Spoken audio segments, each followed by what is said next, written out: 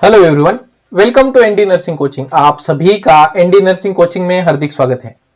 तो आज की क्लास में हम एक national vector borne disease control programme इसके बारे में सीखने वाले हैं। ओके, जिसके अंदर सारे जो मॉस्किटो से होने वाले डिसीज है उसको हम देखने वाले हैं। ओके, तो स्टार्ट कर देते हैं आज की क्लास को। आज की क्लास को स्टार्ट करने से पहले आज का एक छोटा सा मोटिवेशन कि हम जो सपने देखते हैं वो सपने देखने से नहीं, उन सपनों के ऊपर काम करने से पूरे होते हैं। इसीलिए हम हर दिन बोलते हैं कि आपका जो भी सपना है वो जब तक पूरा नहीं होता जब तक आप अपने सपनों को पूरा करने के लिए पहला कदम ना रखते हो। ओके, जो पहला हमारा कदम होता है वही सबसे इंपॉर्टेंट कदम है, और अगर हमने उसको ले लिया तो उसके बाद फिर हमारा आधा काम पूरा हो जाता है। ओके, तो स्टार्ट कर देते हैं आज की क्लास को। So vector borne disease. Okay, vector borne मतलब क्या कि बेसिकली इसमें जो भी मॉस्किटो से डिसीज होते हैं उसको हम कवर करते हैं। ओके, सो वेक्टर कौन होता है?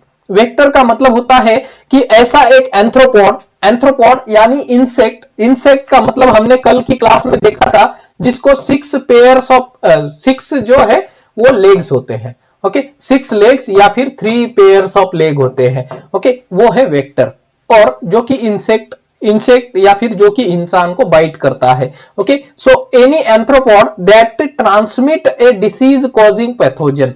ओके, जो कि एक से लेकर दूसरे को डिसीज कॉजिंग पैथोजन, जैसे कि ये हो सकता है हमारा इसका जो लार्वा है, ओके, इनके जो प्रोटोजोआ है, ओके, ये सारे जो डिसीज कॉजिंग पैथोजन है वो एक जगह से लेकर दूसरी जगह पे ट्रांसफर करते हैं। ओके, सो मेजर वेक्टर्स कौन से हैं ऐसे? तो हमारे पास है mosquitoes, sand flies, ticks, fleas और माइट्स। ये सारे मेजर वेक्टर्स है जो कि एक जगह से दूसरी जगह पे पैथोजन को ट्रांसफर करने का काम करते हैं। अभी इसका बर्डन क्या है? तो भारत में कई सारे mosquito borne, vector borne diseases हैं जिसको हम कंट्रोल करना चाहते हैं। अभी हमारा जो एक डिसीज है जो कि वेक्टर बॉर्न से होता था उसको हमने कंट्रोल कर दिया, इरेडिकेशन की फेज में है। ओके, तो इसी तरह से हमें एक एक करके, जैसे कि हमारा मलेरिया का टारगेट है कि भारत से 2030 तक मलेरिया का बर्डन हमारा बिल्कुल खत्म हो जाए। ओके, तो ये हमारे अलग अलग टारगेट है ताकि इन वेक्टर बॉर्न डिसीज से हम बचाव कर सके। सो क्लासिफिकेशन ऑफ वेक्टर्स, वेक्टर कैसे क्लासिफाई किए जाते हैं? तो one is your mosquito. Mosquitoes में अलग अलग प्रकार की मॉस्किटोज की स्पीसीज आती है। ओके, मॉस्किटोज में देख लीजिए, दैट इज मलेरिया का, ओके, मलेरिया का mosquito, filaria, dengue, okay, then chikungunya, Japanese encephalitis, Zika virus. Okay, तो ये अलग अलग प्रकार के मॉस्किटोज है जो कि डिसीज को कॉज करते हैं। दूसरा है सैंड फ्लाई। यहां से कई सारी एग्जाम में क्वेश्चन पूछा गया था। सैंड फ्लाई, सैंड फ्लाई से कौन सा होता है? दैट इज काला आजार। ओके, लेशमैनियासिस बोलते हैं जिसको। Okay, so it is also called as sand fly fever. Then दूसरा है हाउस फ्लाई, जो हमारा रूरल एरिया है, रूरल एरिया, इसमें ये हाउस फ्लाई से होने वाले डिसीज मोस्ट कॉमन होते हैं, जैसे कि टाइफाइड हो गया, कोलेरा हो गया, डायरिया हो गया। तो आप भी अपनी एरिया का थोड़ा सा एंडेमिक सर्वे कर लेना कि आपके एरिया में जो भी ये अगर टाइफाइड, कोलेरा, डायरिया का डिसीज पेशेंट ज्यादा है तो it means it is the problem of the house flies. Then rat flea, जैसे कि प्लेग, म्यूरिन टाइफस। ओके, तो ये रैट फ्लीज से होते हैं। और इच माइट, ये जिसकी वजह से स्केबीज होता है। क्लियर है सबको? ओके, तो ये सारे वेक्टर्स हैं जो कि डिसीज को ट्रांसफर करते हैं। ये खुद डिसीज नहीं है बट ये डिसीज को एक जगह से दूसरी जगह का पर्सन पे ट्रांसफर करते हैं। सो मलेरिया, तो एक एक करके vector borne disease control programme हम देखेंगे। So first one is the malaria. तो मलेरिया क्या है? तो मलेरिया का डेफिनेशन है, it is a protozoal disease which is transmitted by the bites of female anopheles। ये वर्ड थोड़ा सा इंपॉर्टेंट है, it is transmitted by female anopheles mosquito। Okay, clear है? पॉजिटिव ऑर्गेनिज्म कौन सा है? Plasmodium parasites. Okay, Plasmodium. Okay, इसमें Plasmodium के 4 प्रकार है। ये चारों प्रकारों के बारे में एग्जाम में क्वेश्चन पूछा जाता है। कौन से प्लाज्मोडियम है? तो पहला है हमारा Plasmodium vivax, which is a most common this parasite found in India. Almost जो भी मलेरिया होता है वो 60 to 65% इसी प्लाज्मोडियम वाइवैक्स से होता है। तो क्वेश्चन बनेगा sir most common parasites for malaria in India, तो उसका है हमारा प्लाज्मोडियम वाइवैक्स। देन नेक्स्ट है plasmodium falciparum. Falciparum which is a most dangerous, पहला दूसरा और क्वेश्चन बनेगा मोस्ट डेंजरस कौन सा है, विच इज प्लाज्मोडियम फाल्सीपारम। इससे क्या होता है सर, हमारा जो मलेरिया का फीवर है ओके वह हमारा फेटल होता है, जिसकी वजह से पेशेंट में सीजर्स आने के चांसेस ज्यादा है।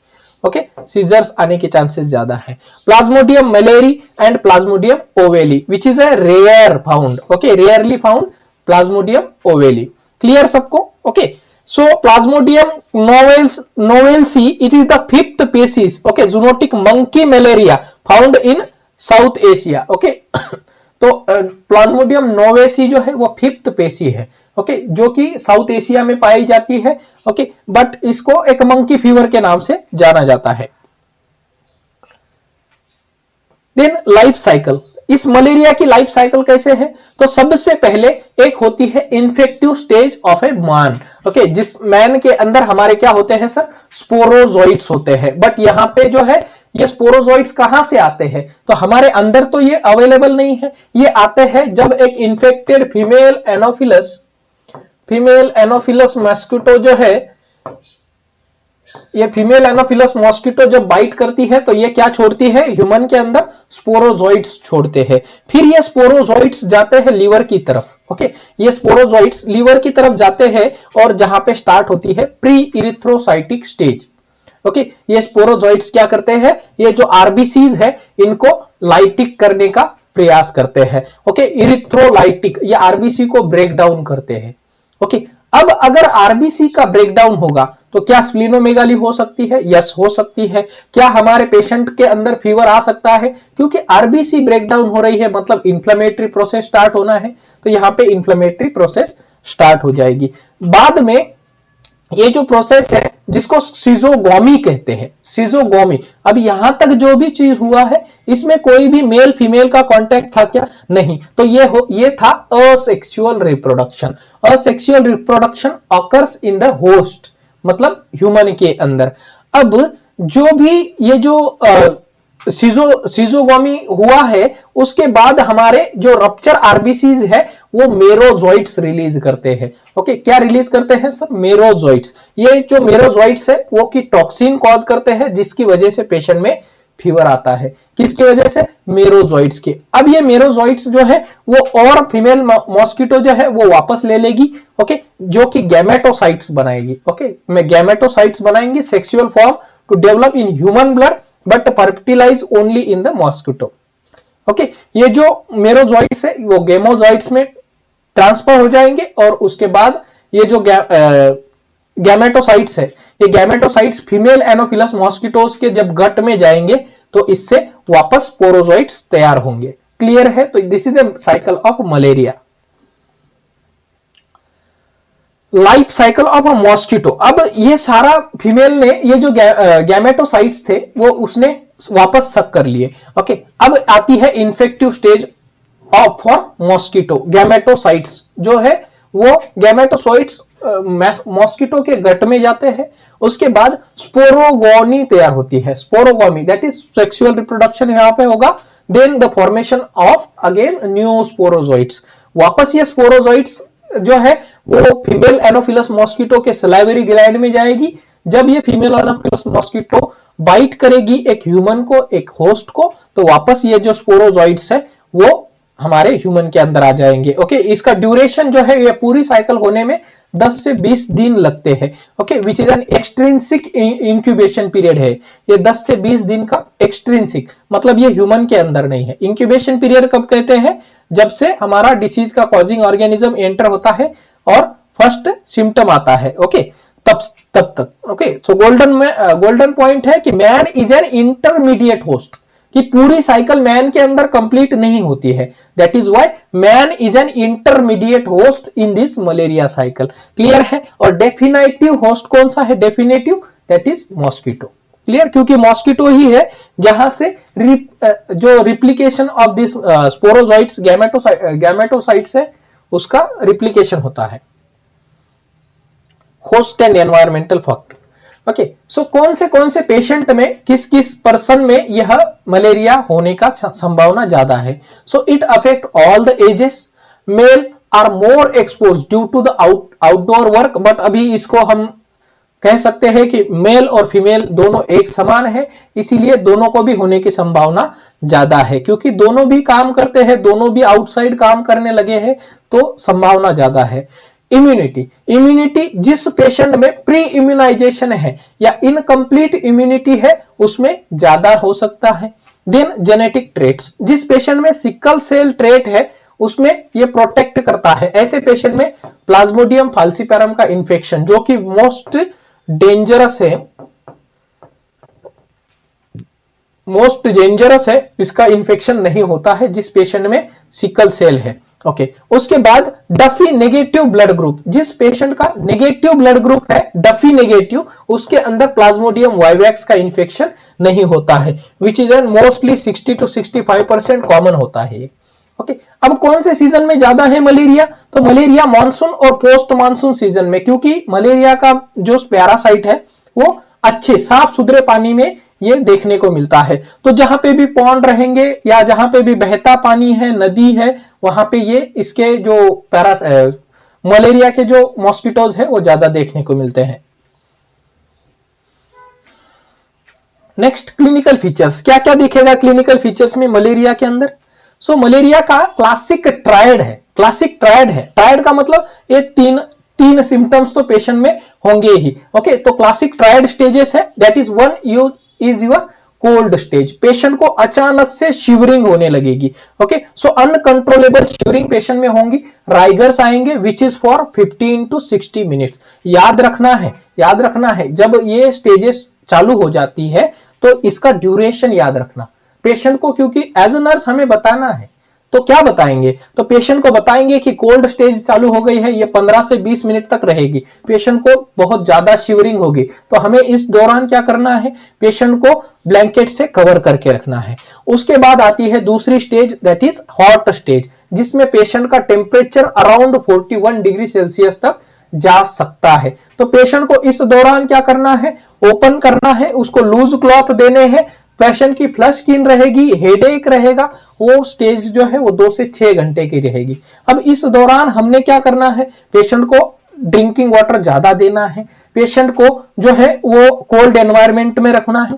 देन आती है स्वेटिंग स्टेज। अब ये सारी होने के बाद आता है स्वेटिंग। पेशेंट प्रोफ्यूजली स्वेट करेगा। ओके, प्रोफ्यूज स्वेटिंग रहेगी, टेम्परेचर अचानक से पेशेंट का नीचे आएगा और which is the patient will be exhausted, patient थक जाएगा। ओके, क्योंकि इतना मान लो ये 41 डिग्री सेल्सियस का जब टेम्परेचर बढ़ जाता है तो बॉडी का मेटाबॉलिज्म बहुत ज्यादा बढ़ जाता है, जिसकी वजह से पेशेंट यहाँ पे क्या हो जाएगा? एग्जॉस्ट हो जाएगा।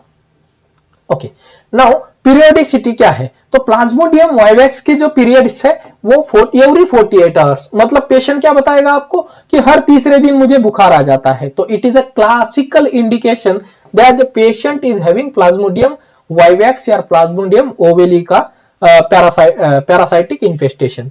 देन अगर प्लाज्मोडियम मलेरी है तो इसमें एवरी 3 दिन के अंदर, ओके, हर 3 दिन के बाद पेशेंट को बुखार आएगा।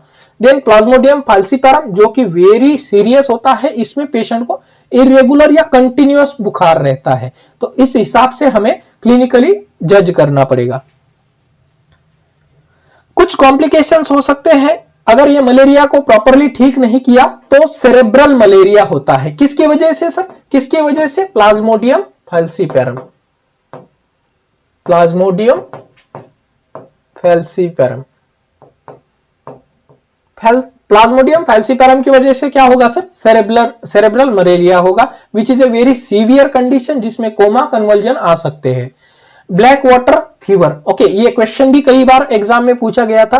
ब्लैक वाटर फीवर किस में कहते हैं? तो मैसिव हेमोलाइसिस होगा, क्योंकि हमने देखा है कि जो स्पोरोजॉइट्स है वो हमारी लीवर के अंदर जाके आरबीसी को डिस्ट्रॉय करती है। अगर आरबीसी डिस्ट्रॉय हो जाएगी तो आरबीसी जो डिस्ट्रॉय आरबीसी है वह हमारी यूरिन के द्वारा बाहर निकल जाएगी और यूरिन का कलर जो है वो रेड टू ब्लैक कलर का देखने को मिलेगा। Okay, that is also called as haemoglobinuria. Okay, नूरिया मतलब यूरिन के अंदर जो है हीमोग्लोबिन पाया जा रहा है। ओके, और इसकी वजह से अगर ये सीवियर कंडीशन हो जाए तो यहाँ पे पेशेंट जो है किडनी फेल्यूर में जा सकता है। देन आता है अल्गीड मलेरिया। ओके, जिसमें शॉक, हाइपोटेंशन और कोल्ड कामी स्किन रहेगी। Okay, that is called as algid malaria. And the last one is severe anaemia and hypoglycaemia. Okay, क्योंकि आरबीसी का काम है कि हीमोग्लोबिन को ट्रांसफर करना, तो अगर हीमोग्लोबिन कम हो जाएगा पेशेंट में एनीमिया है, अगर एनीमिया है तो पेशेंट में हाइपोग्लाइसीमिया भी होने की संभावना है क्योंकि मेटाबॉलिज्म इतना बढ़ रहा है। Okay, so black water fever किसमें मिलता है? हमें ब्लैक वाटर फीवर मिलता है प्लाज्मोडियम फैल्सीपेरम में। कुछ rapid fire question. Infective stage of man, man is N infective stage है क्या?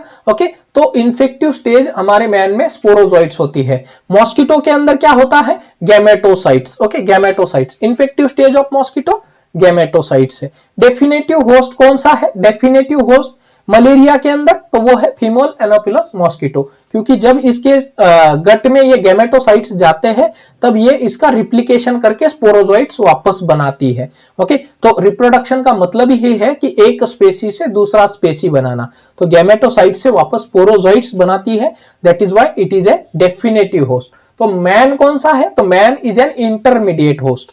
ओके, मैन क्या है? So man is an intermediate host. Man is an intermediate host. Okay, most common malaria in India तो 60 to 65% हमारे पास Plasmodium vivax है, जिसमें हर 2 दिन के अंदर पेशेंट को बुखार आएगा। पेशेंट की तीनों स्टेजेस फॉलोस होगी, cold stage, hot stage and the stage of exhaustion या sweating stage. Then diagnosis of malaria, कैसे डायग्नोसिस करते हैं? सिंपल है, 2 प्रकार के चीजें हैं हमारे पास। One is your the microscopy. Okay, तो माइक्रोस्कोपी स्मीयर डिटेक्ट करते हैं, और दूसरा है रैपिड डायग्नोस्टिक किट्स जो कि हमारी आशा वर्कर के पास होती है।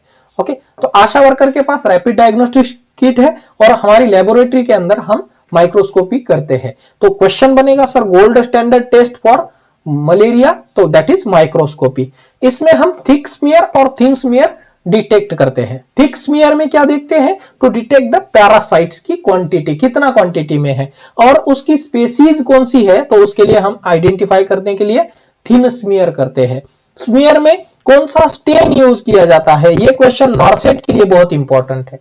कौन सा स्टेन यूज किया जाता है? तो JSB stain. Okay, JSB stain या फिर Giemsa stain. Then rapid diagnostic kit जो है वो हमारी आशा वर्कर के पास रहती है, फील्ड सेटिंग में यूज की जाती है, जिसका रिजल्ट जो है वो 15 से 20 मिनट में आता है। क्लियर? ट्रीटमेंट, अब ट्रीटमेंट क्या दी जाएगी मलेरिया के अंदर? सबको पता है क्लोरोक्विन। Okay, chloroquine, प्राइमिक्विन। तो क्लोरोक्विन जो है वो ड्रग ऑफ चॉइस है हमारे मलेरिया के लिए। और ट्रीटमेंट क्या है? तो EDCT, early diagnosis and prompt treatment हमें करना है। कौन करेगा ये हमारी जो आशा वर्कर है ये अर्ली डायग्नोसिस करेगी with the help of kit, जिसका 15 से 20 मिनट में रिजल्ट आ जाएगा और उसी दौरान पेशेंट की ट्रीटमेंट चालू हो जाएगी।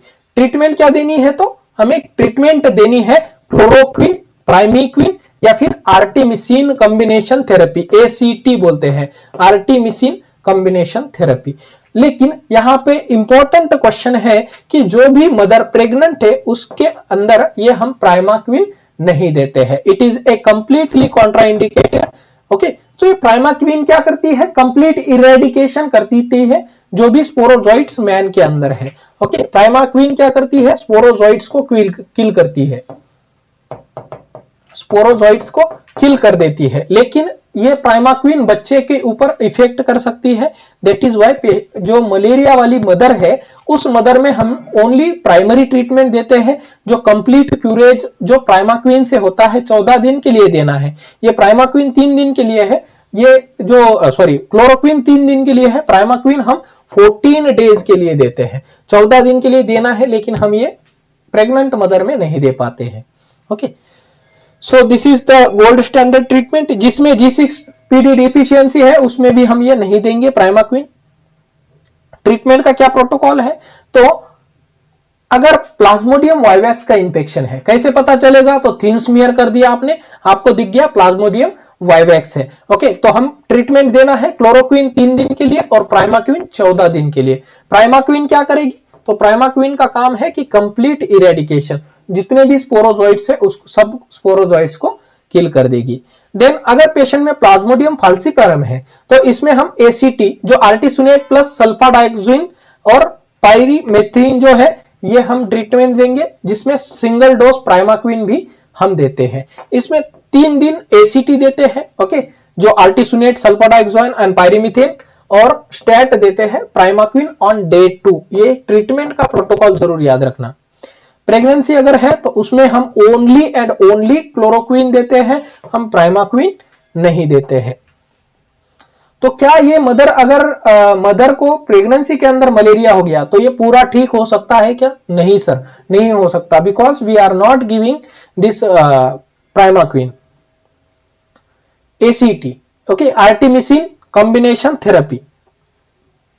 तो artemisinin combination therapy Plasmodium falciparum के लिए यूज की जाती है, because it is a wild spread chloroquine resistant. क्योंकि देख लीजिए पहले जो जमाना था जब क्लोरोक्विन डेवलप हुआ था, उस दौरान क्या हुआ है कि लोगों ने अननेसेसरी या इम्प्रॉपर यूज कर दिया क्लोरोक्विन का, जिसकी वजह से वाइल्ड स्प्रेड क्लोरोक्विन जो है अभी कुछ पेशेंट में रेजिस्टेंट है। अब क्या है हमारे पास अवेलेबल ऑप्शन जो है वो है आर्टिसुनेट एंड प्राइमाक्विन। तो कॉम्बिनेशन थेरेपी है, कंपोजिशन है आर्टिसुनेट 3 दिन के लिए और सल्फा डाइऑक्सिन पायरीमेथामीन जो है उसका सिंगल डोज ऑन डे 1 देना है। ओके, तो कलर कोडेड है। अब ये जो हमने कल डॉट्स थेरेपी में देखा था तो उसमें भी पहले कलर कोडेड वेट बेसिस पर आया था, लेकिन अब डॉट्स थेरेपी में एक कॉम्बिनेशन फिक्स डोज रेजिमेन आया है यहां पे। लेकिन अभी तक मलेरिया के लिए हम कलर कोडेड टैबलेट यूज करते हैं। कौन सी है, अगर बच्चा लेस देन 1 ईयर है तो येलो कलर कोड, ये सारे क्वेश्चन एग्जाम के इंपॉर्टेंट है।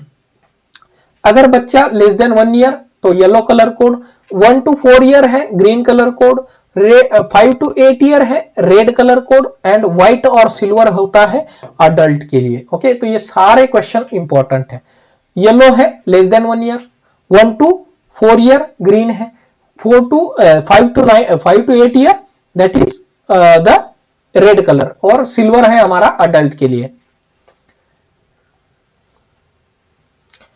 प्रिवेंशन, कैसे मलेरिया प्रिवेंट हो सकता है, तो प्रिवेंशन के लिए हमारे पास जो है केमिकल, जो टैम्फोन अबेट, हमें अब पेरिस ग्रीन और फेंथायोन का जो हम स्प्रे करते थे उस केमिकल के द्वारा। देन बायोलॉजिकल लार्विवोलस फिश है हमारे पास। ओके, एक तो गंबुजिया है जो कि गंदे पानी के लिए, सॉरी फ्रेश वाटर के लिए, और guppy fish for dirty water के लिए।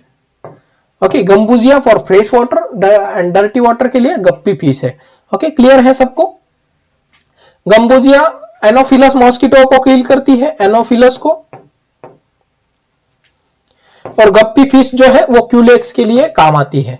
ये क्यूलेक्स का क्या, रॉड, वो जो रॉड वाले थे एक साथ में इसके जो रॉड शेप के क्लस्टर बन जाते थे, उस क्लस्टर को खाने का काम कौन करती है, हमारी गप्पी फिश करती है। क्लियर?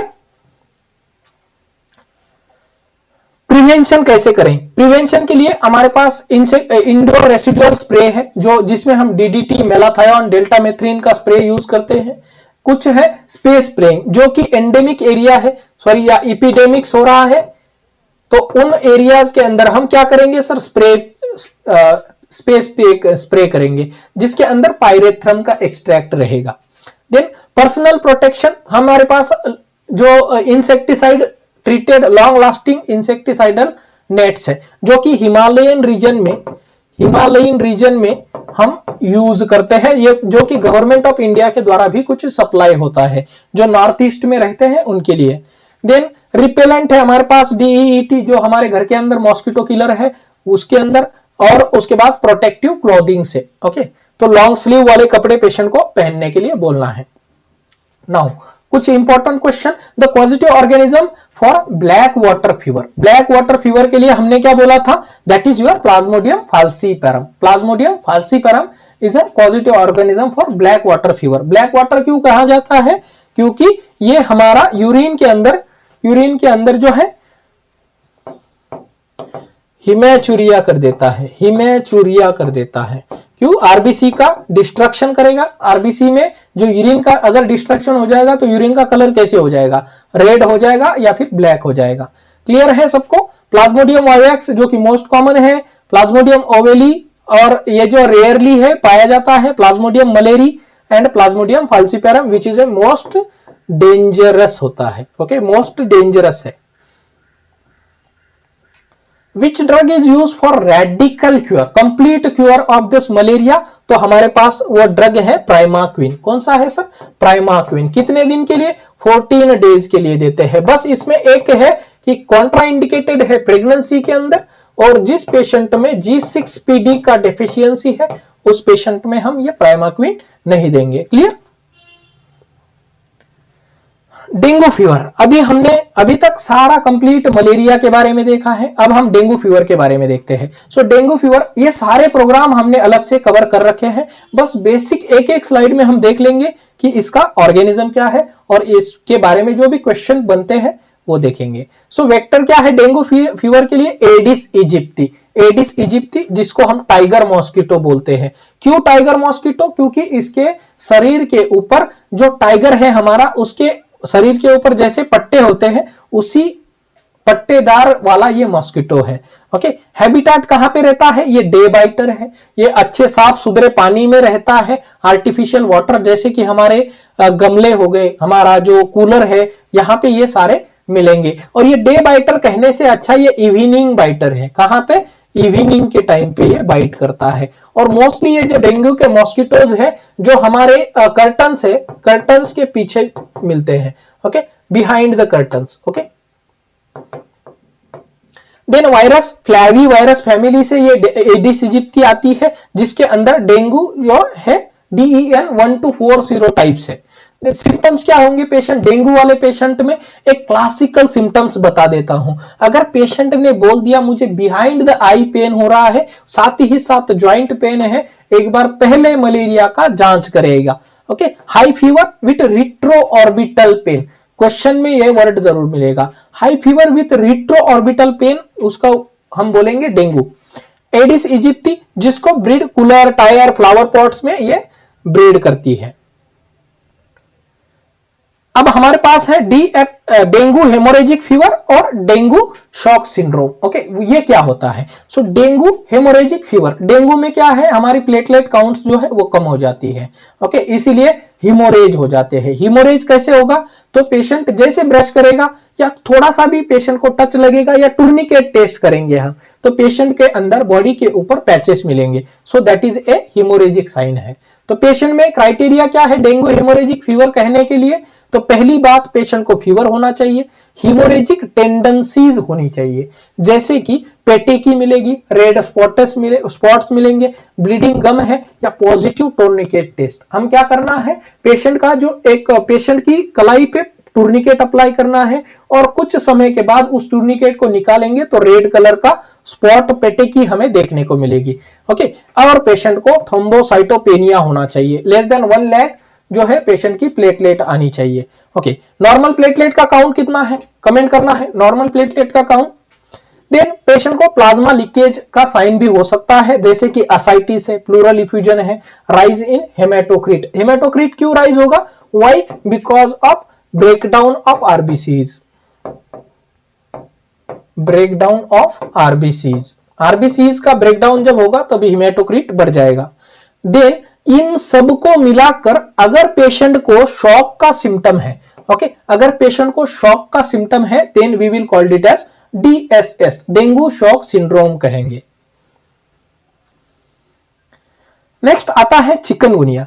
चिकनगुनिया में एडिस इजिप्टी ही है और एडिस अल्बोपिक्टस, ये दो पॉजिटिव ऑर्गेनिज्म है, एडिस इजिप्टी और एडिस अल्बोपिक्टस। ये अल्फा वायरस की फैमिली है जिसमें टोगा वायरस फैमिली के द्वारा ये आता है। की फीचर्स है इसमें ज्वाइंट पेन, ओके, बहुत ज्यादा cramping type of, creeping type of joint pain patient में मिलेगा जो कि परसिस्ट फॉर अ मंथ। ये इसका क्लासिकल सिम्टम है कि पेशेंट को जो जॉइंट पेन है वो मंथ तक कंटिन्यू रहेगा।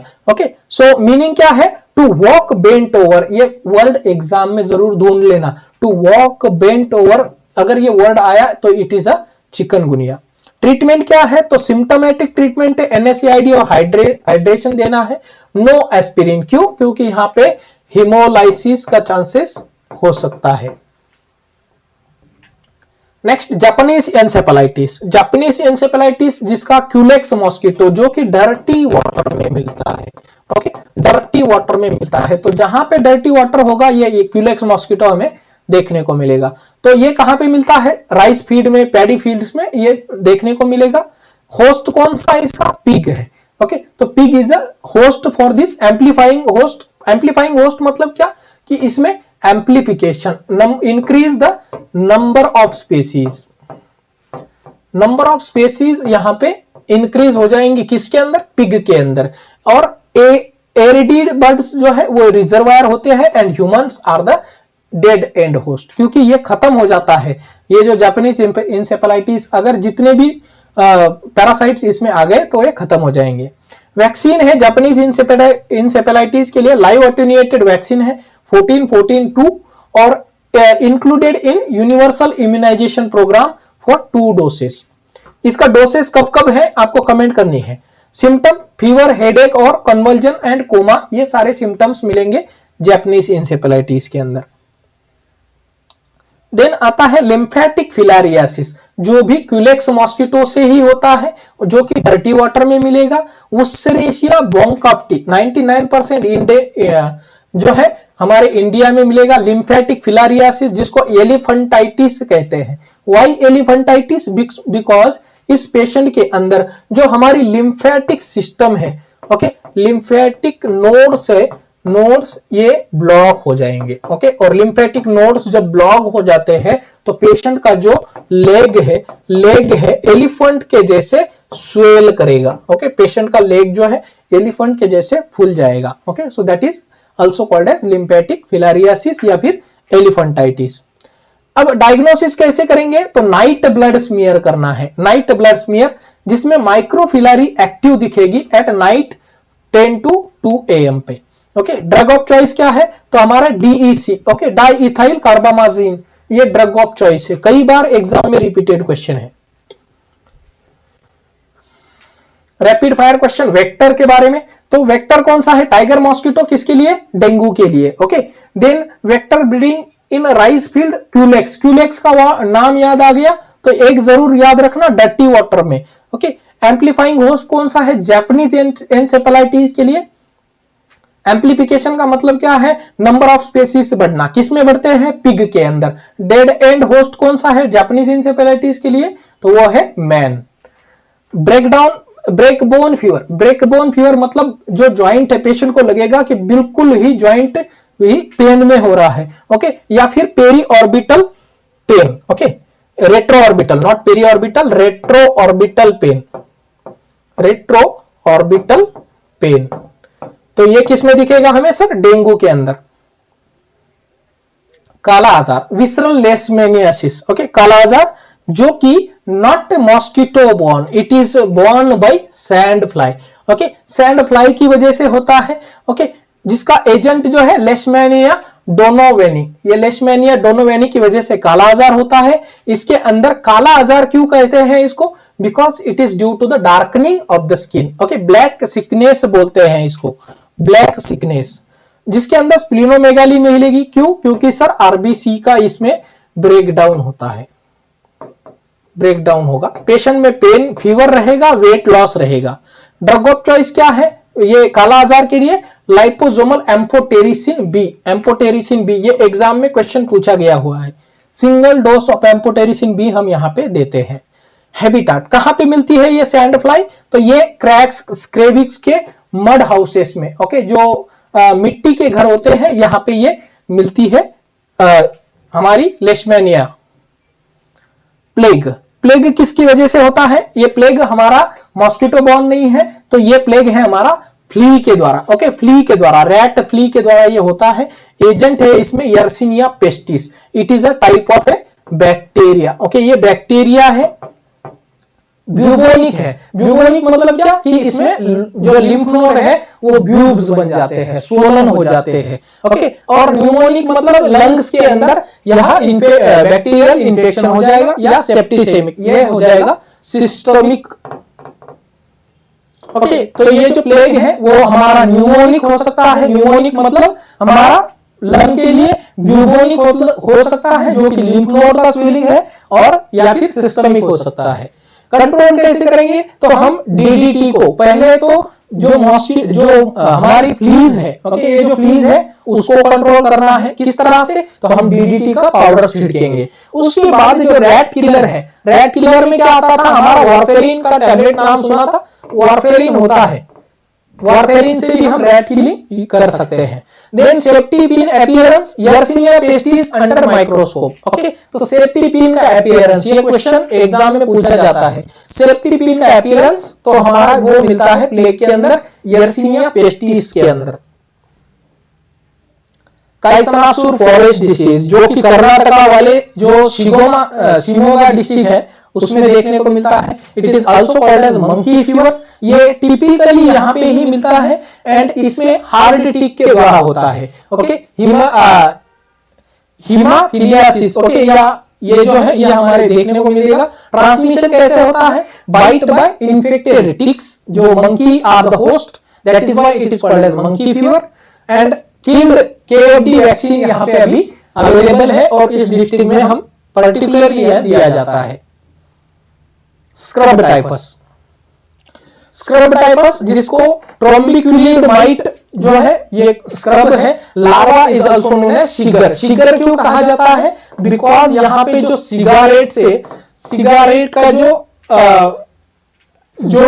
सिगारेट के द्वारा जो स्पॉट बनते हैं उस तरह से पेशेंट की बॉडी में इस तरह से रेड स्पॉट्स आपको देखने को मिल सकते हैं, okay, that is called as cigar burn like spots, okay. So इसको स्कार भी कहते हैं, क्लिनिकल साइन है इसका, जिसकी ट्रीटमेंट है डॉक्सीसाइक्लिन, ओके, डॉक्सीसाइक्लिन।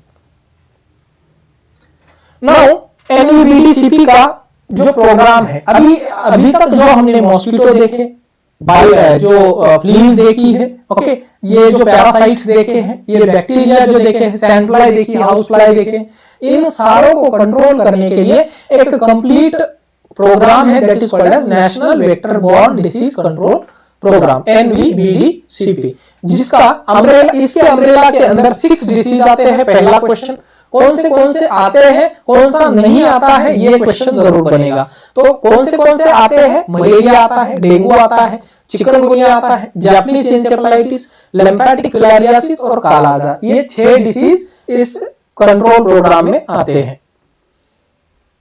टारगेट क्या है? तो 2030 में हमें मलेरिया को एलिमिनेट करना है, ओके, जिसके लिए फ्रेमवर्क बनाया है, national framework for malaria elimination. इसमें कैटेगरी 0 स्टेट अभी तक एक भी नहीं है भारत के अंदर, ओके, लेकिन हमें 2030 तक कैटेगरी 0 स्टेट बनानी है। इसका मतलब कि उस स्टेट के अंदर एक भी मलेरिया की केस नहीं मिले, that is called as category 0 state. Elimination of filariasis, filariasis को एलिमिनेशन के लिए एलिमिनेशन ऑफ लिम्फेटिक फिलारियासिस का गोल बनाया है, जिसमें हम मास ड्रग एडमिनिस्ट्रेशन कर रहे हैं। हर साल मास ड्रग एडमिनिस्ट्रेशन होता है, जिसमें डीसी प्लस अल्बेंडाजोल का एक सिंगल डोज दिया जाता है, जिसमें आइवरमेक्टिन, डीसी और अल्बेंडाजोल एक नई स्ट्रेटेजी आई है, जिसमें all population except pregnant woman, children under less than 2 year और वेरी सिक बच्चे। एग्जाम में क्वेश्चन जरूर बनेगा, कैसे कि कौन से पेशेंट को हम ये जो मास ड्रग एडमिनिस्ट्रेशन है वो नहीं देंगे। तो children under less than 2 year, very sick बच्चे और प्रेग्नेंट वुमन, इनके अंदर हम ये नहीं देंगे। The vector of dengue fever, dengue fever का वेक्टर कौन सा है? सबको पता है sir, it is an vector of dengue fever, it is an clean artificial water, okay. कहां से फैलता है? तो पानी के द्वारा। Which of the following is transmitted by the sand fly? Sand fly के द्वारा कौन सा होता है? तो वो है हमारा काला आजार, काला आजार बाय द सैंड है, और हमारा हाउस फ्लाई से टाइफॉइड। ओके, टाइफॉइड जो है वो हाउस फ्लाई से होता है।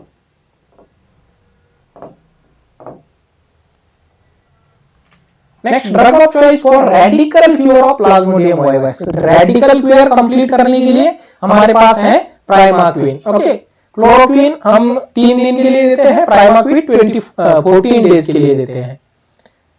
कुछ important question, that is test for dengue. Dengue के लिए इलाइजा करते हैं NS1 और IgM ELISA. Then gold standard test for malaria, microscopy करना है, थिक और थिन स्मीयर। थिक स्मीयर में हम क्वांटिटी देखते हैं, थिन स्मीयर में हम उसका स्पेसीज देखते हैं। वेक्टर फॉर प्लेग, प्लेग के लिए वेक्टर कौन है, एक के साथ दूसरे की तरफ कौन फैलाता है, तो वो है रैट। तो लेकिन कंट्रोल करने के समय हमें रैट को कंट्रोल नहीं करना है, हमें फ्लीज को कंट्रोल करना है, क्योंकि अगर रैट मर भी जाएगा तो वो उसके ऊपर फ्लीज जिंदा रह सकती है। Fever with retro orbital pain, retro orbital pain dengue का साइन है। Vector and disease, anopheles mosquito से मलेरिया होता है। क्यूलेक्स डर्टी वाटर में रहती है, जिसकी वजह से फिलारियासिस, जापानीज एन्सेफेलाइटिस होता है। फिलारियासिस को हम एलिफेंटाइटिस भी कहते हैं। एडिस इजिप्टी से हमारा डेंगू, चिकनगुनिया और जीका वायरस होता है। सैंड फ्लाई, जिसके वजह से काला आजार है। रैट फ्ली की वजह से हमारा प्लेग फैलता है। और ट्रोम्बिकुलॉइड माइट से स्क्रब टाइफस होता है। नर्सिंग रोल क्या है, तो नर्सिंग रोल हमारे कम्युनिटी मेंबर्स को हमें बताना चाहिए। हर हफ्ते एक दिन जो है वो ड्राई डे रखना है, कि सारे घर के जो बर्तन है उसको हमें ड्राई रखने हैं। प्रिवेंशन, प्रमोट करना है बेड नेट्स को, जो लॉन्ग लास्टिंग जो इंसेक्टिसाइड ट्रीटेड नेट्स है, रिपेलेंट्स है, उसको यूज करें। Diagnosis, early diagnosis and prompt treatment use करनी है। ओके, ट्रीटमेंट क्या देनी है, मलेरिया के लिए क्लोरोक्विन दे देंगे। Okay, then artesunate therapy, primaquine नहीं देनी है प्रेग्नेंट में। देन सर्वेलेंस करना है, एक्टिव केसेस फाइंड करने हैं, पैसिवली जो पेशेंट है उनको ट्रीटमेंट देनी है। तो ये था कंप्लीट क्लास। ओके, सारे जो एग्जाम रिलेटेड क्वेश्चन बनते हैं सारे कवर कर लिए। सर इतना ही याद रखना है, लेकिन साथ ही साथ अब इसके नोट्स निकालेंगे। सर इसके ऊपर जितने क्वेश्चन बने हैं या बन सकते हैं सारे क्वेश्चन डिस्कस करेंगे। हर एक टॉपिक का क्वेश्चन पेपर आपको प्रोवाइड किया जाएगा। हर एक टॉपिक का क्वेश्चन पेपर आपको सॉल्व करना है। ओके, हम ट्राई करेंगे कि जो नंबर ऑफ क्वेश्चन है उसको बढ़ाएं, उसको 100 क्वेश्चन करें पर टॉपिक। ओके, बट आपको सॉल्व करना है। अगर सॉल्व नहीं करेंगे तो देखिए एग्जाम में हमें खुद को टेस्ट करना पड़ता है कि जो हमने रातों को पढ़ा है, दिन को पढ़ा है, जितनी क्लास अटेंड की है, क्या हमने उसको सिंसियरली किया है। अब के खुद के मन से पूछ लो, अगर सिंसियरली किया है तो it is nothing more than 6 month का आपका मेहनत लगता है। ओके, अगर आप सच्चाई से मेहनत करते हो तो 6 महीने is enough for to crack this competitive nursing exam. Okay, ये मैं अपने खुद के एक्सपीरियंस से बता सकता हूं, ये बहुत टाइम है 6 महीने का। बस आप अगर सच्चे मन से और लगन से अपनी स्टडी करते हो तो। मिलते हैं अगली क्लास में। Thank you.